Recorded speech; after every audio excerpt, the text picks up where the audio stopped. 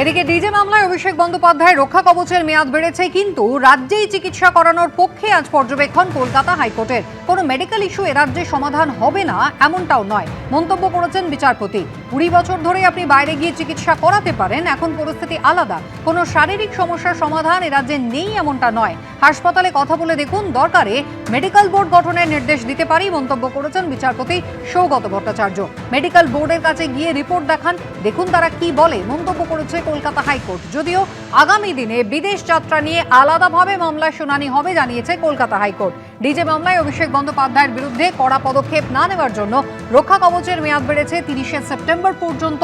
দ্রুত তদন্ত শেষ করার নির্দেশ রাজ্যকে দিয়েছে আদালত। আদালতের নির্দেশ মতোই তদন্তে সহযোগিতা করছেন জানিয়েছেন অভিষেক বন্দ্যোপাধ্যায়। কথা বলবো, উজ্জ্বল মুখোপাধ্যায় রয়েছেন আমাদের সঙ্গে টেলিফোন লাইনে। উজ্জ্বলের আগেও আমরা দেখেছি কখনো বালু মল্লিক, কখনো আবার ফিরহাদ হাকিম, বারে বারে তারা প্রশংসা করছেন। আজকে শুভেন্দু অধিকারী যে কথা বলছেন, রীতিমতো ডেডলাইন বেঁধে দিচ্ছেন মন্ত্রীদের তাদের বিধায়কদের কাছ থেকে আসা প্রশ্নের উত্তর দেওয়ার জন্য। ফিরহাদ হাকিম ভূয়সী প্রশংসা করছেন।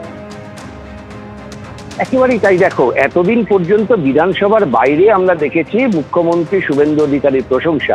এবার আমরা দেখলাম একেবারে বিধানসভার মধ্যে দাঁড়িয়ে ফিরহাদ হাকিম তিনি ভূয়সী প্রশংসা করলেন মুখ্যমন্ত্রী। আজকে মুখ্যমন্ত্রী একটা নির্দেশ দিয়েছেন সমস্ত মন্ত্রীদের ক্ষেত্রে, যে বিধায়করা বিধানসভার উল্লেখ পর্বে যে সমস্ত বিষয়গুলো সামনে আনেন, যে সমস্যাগুলোর কথা সামনে আনেন তাদের বিধানসভা কেন্দ্রের, সেগুলো 7 দিনের মধ্যে তার রিপোর্ট সেই সংশ্লিষ্ট বিধায়ককে জানাতে হবে। অর্থাৎ মুখ্যমন্ত্রীর নির্দেশ যে বিধায়করা বিধানসভায় রিপোর্ট করলেন কিন্তু সেগুলো সেইভাবেই পড়ে রইল, সেটা কিন্তু চলবে না। সংশ্লিষ্ট দপ্তরের মন্ত্রীরা 7 দিনের মধ্যে কি করতে পেরেছেন, কতটা করা যায়নি, কতদিন সময় লাগবে, তা সবটা সংশ্লিষ্ট বিধায়ককে কিন্তু বিধানসভায় জানাতে হবে অথবা চিঠি লিখে জানাতে হবে। একই সঙ্গে তিনি বিধানসভায় বলেছেন যে তার কাছে অর্থাৎ সিএমওর কাছে যদি এই সমস্যাগুলোকে পাঠিয়ে দেওয়া যায়, তিনিও কিন্তু এই গোটা বিষয়টা খতিয়ে দেখবেন এবং 3 মাস বাদে বাদে তিনিও কিন্তু রিপোর্ট জমা দেবেন। নিঃসন্দেহে একটা বড় ঘোষণা মুখ্যমন্ত্রীর, এবং এই ঘোষণার প্রশংসা করতে উঠে ফিরহাদ হাকিম বলেন যে এটা একটা ঐতিহাসিক ঘোষণা, অত্যন্ত গুরুত্বপূর্ণ ঘোষণা। এবং একই সঙ্গে তার সংযোজন যে তিনি সরকারি দলের বিধায়ক ছিলেন, তিনি বেসরকারি অর্থাৎ বিরোধী দলের বিধায়ক ছিলেন, কিন্তু কখনো কোনো সরকারকে এরকম সিদ্ধান্ত নিতে দেখা যায়নি।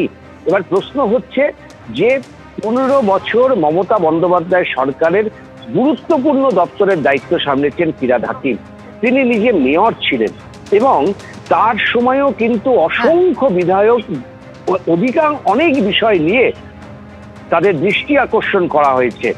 অর্থাৎ ফিরহাদ হাকিম আজকে যেটা বোঝাতে চাইলেন, শুধু শুভেন্দু অধিকারীর প্রশংসা না, তার সরকার মমতা বন্দ্যোপাধ্যায়ের নেতৃত্বাধীন সরকার, যে সরকারের তিনিও একজন মন্ত্রী, তারা 15 বছর যে উদ্যোগ নিতে পারেননি, 2 মাসের মধ্যে এই সরকার তার মুখ্যমন্ত্রী শুভেন্দু অধিকারী এরকম একটা যুগান্তকারী সিদ্ধান্ত নিলেন। একেবারে উজ্জ্বল, ধন্যবাদ।